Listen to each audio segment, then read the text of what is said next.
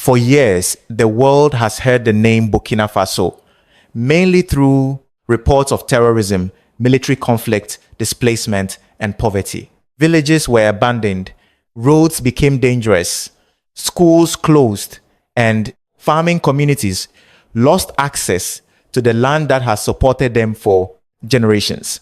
Yet, beneath those painful headlines, another story is beginning to take shape. Burkina Faso is not waiting for perfect peace before rebuilding. It is trying to restore security and national life at the same time. That difference matters. Many countries affected by conflict follow a familiar pattern. First, they fight for years to regain territory. Then they wait for the violence to end. Only after that do they begin talking about roads, farms, schools, healthcare, and jobs. Burkina Faso is attempting something more difficult. Under Captain Ibrahim Traore, the government is trying to connect military recovery with economic and social recovery from the beginning. The strategy follows a simple but powerful sequence: secure the land, help families return, restore water, schools, clinics, markets, and roads, give people the tools to produce again, protect them from illness, hunger, and another fall into poverty, then turn returning families into farmers, workers, traders, and contributors to the local economy. This is not a finished success story. Armed violence has not disappeared. Millions of people have suffered displacement, and many communities still face serious danger. But the important question is no longer only whether Burkina Faso can defeat armed groups. The deeper question is whether the country can rebuild a functioning society while the crisis is still unfolding. That is why this story deserves attention far beyond Burkina Faso. It may offer useful lessons for other African nations struggling with insecurity, weak infrastructure, food shortages, and dependence on outside assistance. In this video, we will examine how security, agriculture, livestock, irrigation, healthcare, education, social protection, and community participation are being connected into one national recovery strategy. We will also look honestly at the results, the limits, and the risks that remain. Before we continue, subscribe to the channel and stay with us, because the most important part of this story is not the battlefield. It is what happens after a family finally returns home. Burkina Faso needed a new recovery model because the old approach was no longer enough. Winning back territory could not restore a nation by itself. A village without water, seeds, teachers, medicine, or a working market may be free on a map, but it is not yet truly alive. The true test of recovery does not begin when soldiers reclaim a village. It begins when ordinary families believe it is safe enough to return and rebuild their lives. That distinction is at the heart of Burkina Faso's recovery strategy. Security is not treated as the final objective. Instead, it becomes the first step toward restoring normal life. For years, thousands of communities were cut off by violence. Roads became too dangerous for traders. Schools closed their doors. Health centers stopped operating. Farmers abandoned their fields because reaching them meant risking their lives. Even when military operations improved security in some areas, people could not immediately return. A community without water, markets, teachers, or medical care cannot truly recover. To address this challenge, Burkina Faso gradually combines security efforts with the restoration of essential public services. Reopening roads allowed food, medicine, and construction materials to reach isolated villages. Local markets slowly resumed activity, giving farmers an opportunity to sell their harvest instead of depending entirely on emergency aid. Schools and health clinics also began reopening where conditions permitted, helping families regain confidence in their future. One of the strongest indicators of progress has been the return of internally displaced people. International organizations have reported that more than 1 million people have returned to their communities in recent years. While millions still remain displaced and serious security challenges continue, every family that returns represents an important step toward rebuilding local economies and restoring community life. Returning home, however, is only the beginning of a much longer journey. Houses often require repairs, farmland must be cleared and cultivated again, and public services need trained workers and reliable supplies. Without these basic foundations, many families could be forced to leave once more. For this reason, Burkina Faso's recovery model measures success by more than military achievements. The goal is to create conditions where people can live, work, educate their children, and support themselves without depending permanently on humanitarian assistance. Recovering territory creates opportunity, but rebuilding daily life transforms that opportunity into lasting stability. The next stage of this strategy focuses on giving returning families the resources they need to become productive once again. Every recovery effort begins with one simple question. Once families return home, how can they rebuild a life that is better than the one they lost? A house without food, income, or clean water cannot provide lasting security. For this reason, Burkina Faso's recovery strategy does not stop at helping displaced people return. The next priority is helping them become productive again. Many returning families discover that their farms have been abandoned for months or even years. Crops are gone, irrigation systems are damaged, and livestock have disappeared. Without seeds, tools, or animals, they cannot produce enough food to feed their families, let alone earn an income. If these problems are ignored, people may once again depend entirely on humanitarian assistance. To reduce that risk, Burkina Faso has expanded programs that support agriculture and livestock production. Farmers have received improved seeds, fertilizer, farming equipment, and technical guidance designed to increase productivity. At the same time, livestock owners have received assistance to rebuild their herds, recognizing that cattle, goats, sheep, and poultry are essential sources of both food and household income across rural communities. The government has also promoted irrigation projects to reduce dependence on seasonal rainfall.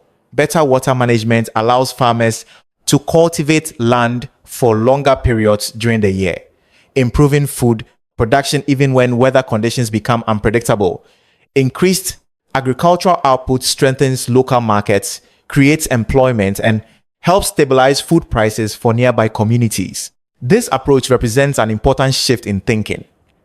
Instead of providing emergency aid alone, recovery efforts encourage families to generate their own income through productive work.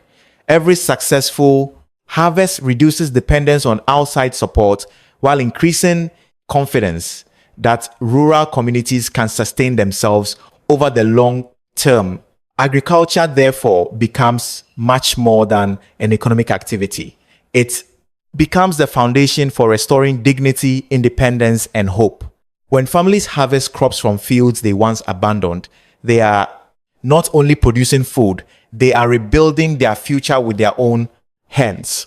Yet farming alone cannot protect families from every hardship. Illness, financial shocks, or another unexpected crisis can quickly erase years of progress. That is why Burkina Faso's recovery strategy also includes building stronger social protection systems that help families remain resilient even during difficult times. A successful recovery cannot depend on agriculture alone. Even after families return home and begin producing food again, one serious illness, a failed harvest, or the loss of household income can push them back into poverty. Lasting recovery requires a system that protects people from these setbacks before they become new crises. That is why Burkina Faso has placed increasing attention on strengthening social protection alongside economic recovery. One important step has been expanding national programs that identify vulnerable households and connect them with targeted assistance. Through social registries and community-based support systems, authorities can better understand which families need immediate help and which require long-term services. This approach allows limited resources to reach those facing the greatest hardship instead of being distributed without clear priorities. Healthcare has also become an essential part of the recovery strategy. Access to medical treatment helps families avoid financial shocks caused by unexpected illness. Preventive care, maternal health services, childhood vaccinations, and basic community clinics reduce health risks while allowing adults to continue working and children to remain in a school. A healthier population is better prepared to contribute to local economic recovery. Education plays an equally important role. Reopening schools does more than restore learning. It gives children stability after years of disruption, while allowing parents to return to farming, trading, or other economic activities. Schools also help rebuild confidence that communities have a future worth investing in. These efforts reflect a broader understanding of development. Recovery is not measured only by economic growth or military progress. It is measured by whether families can face ordinary challenges without falling back into extreme poverty. A household with access to health, care, education, and basic social support is more likely to remain stable during difficult times. By combining agriculture with stronger social protection, Burkina Faso is attempting to build resilience rather than temporary relief. Families are encouraged to produce their own income, while public services provide a safety net when unexpected problems arise. Together, these two pillars create a stronger foundation for long-term recovery. The next stage of this strategy focuses on mobilizing national resources so that development can increasingly be supported from within the country itself.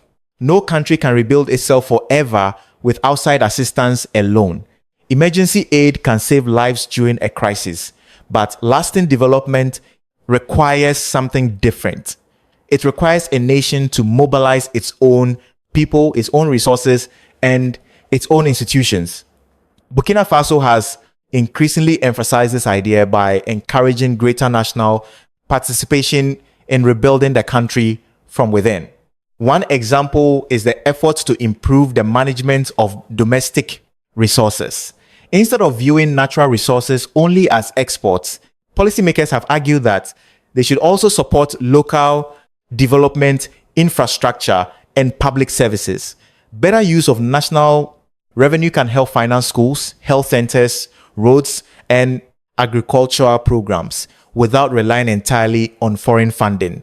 Community participation has also become a central theme. Citizens are encouraged to contribute through local development projects, public works, and volunteer initiatives that strengthen neighborhoods and villages.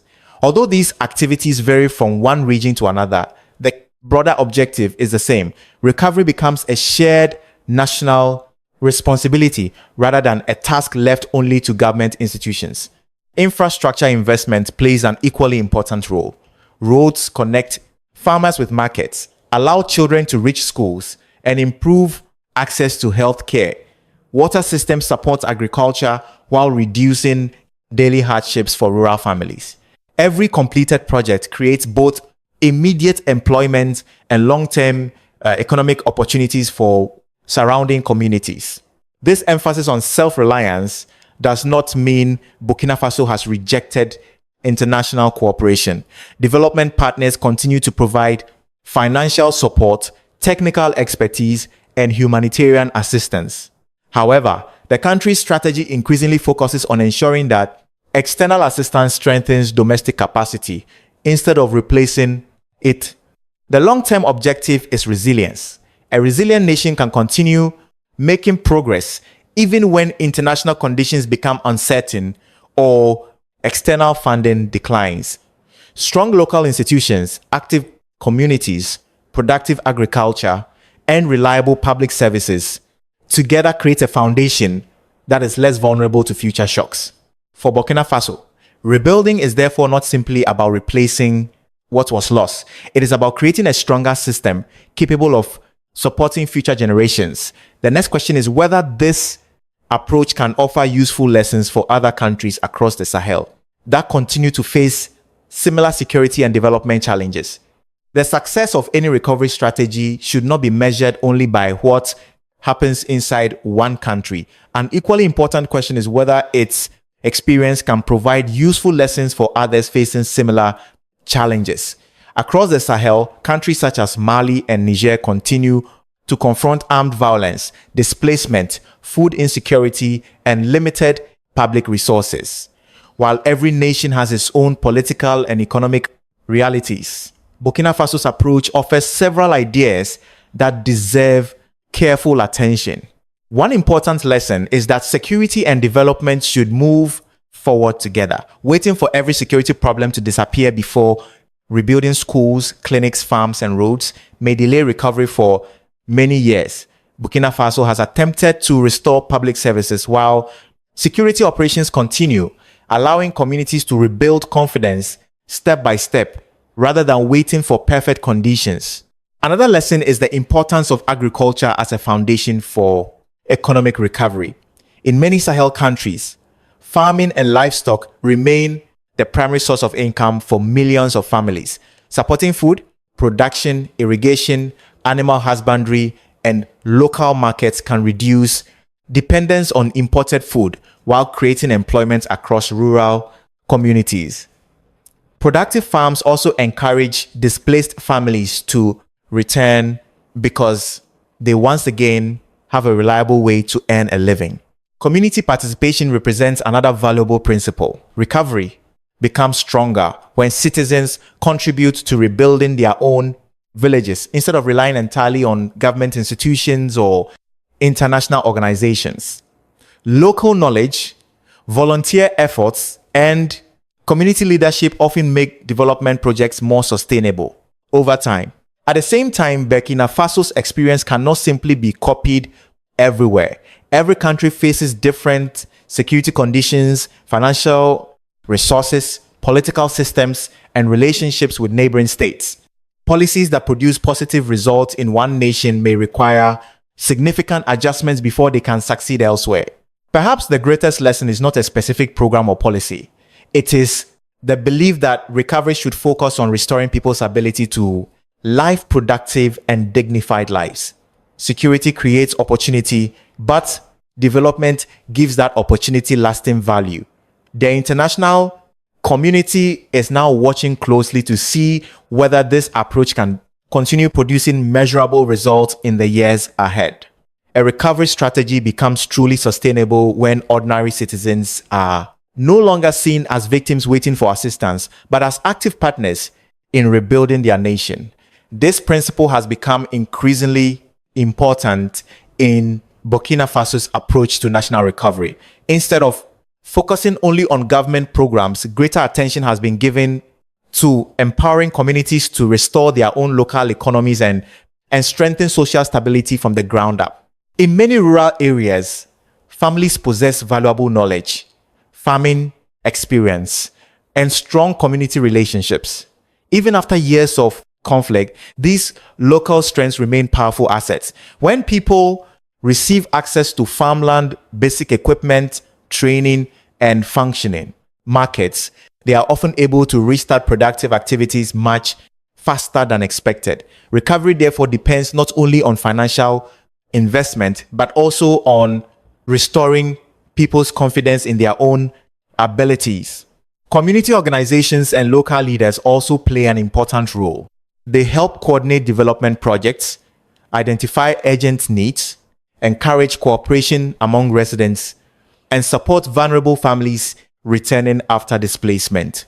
These local networks often understand community priorities better than distant institutions, allowing recovery efforts to respond more effectively to real conditions on the ground. Small businesses contribute to this process as well.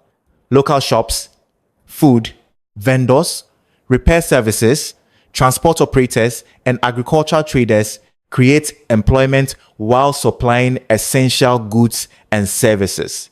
As more businesses reopen, money circulates within local communities instead of depending entirely on outside assistance. This economic activity It strengthens both household incomes and public confidence in the recovery process. Education and vocational training further expand these opportunities. Young people who gain practical skills are better prepared to find employment, start small enterprises, or contribute to rebuilding infrastructure. Investing in human capital ensures that recovery benefits future generations rather than addressing only today's immediate needs. Ultimately, Burkina Faso's strategy recognizes that governments cannot rebuild a nation alone. Lasting progress depends on millions of individual decisions made by farmers, teachers, health workers, entrepreneurs, and families who choose to remain in their communities despite ongoing challenges. When citizens become active participants instead of passive recipients, recovery gains greater resilience and deeper social support. The next question is how the international community evaluates these efforts while recognizing both the achievements and the challenges that still remain. No recovery strategy can be judged by domestic achievements alone. Its credibility also depends on how independent observers evaluate its progress. In the case of Burkina Faso, international organizations have acknowledged several encouraging developments while also warning that serious challenges remain. Together, these assessments provide a more balanced understanding of the country's recovery efforts. Economic institutions have noted improvements in agricultural production, economic growth, and public investment. Favorable weather, increased farming activity, and continued economic reforms have contributed to stronger growth after several difficult years. These developments suggest that the country's recovery strategy has produced measurable results in some important sectors, particularly food, production, and local economic activity. International development partners have also emphasized the importance of strengthening domestic resources, improving infrastructure, and expanding access to education, healthcare, and social protection. These recommendations closely align with Burkina Faso's objective of creating a more resilient economy that depends less on emergency assistance and more on productive local communities. At the same time, international organizations continue to express concern about ongoing security risks. Armed attacks have not completely disappeared, and many communities still face instability. Millions of people have experienced displacement, while humanitarian needs remain significant in several regions. These realities remind observers that economic progress alone cannot fully resolve the country's difficulties. Human rights organizations have also raised concerns regarding the protection of civilians, freedom of expression, and accountability during the conflict. These issues remain part of the broader international discussion surrounding Burkina Faso's future. Sustainable recovery will require not only stronger economic performance, but also continued efforts to strengthen public trust, transparency, and the rule of law. Taken together, these assessments neither describe Burkina Faso as a complete success nor as a failed recovery. Instead, they portray a country attempting to rebuild under exceptionally difficult conditions.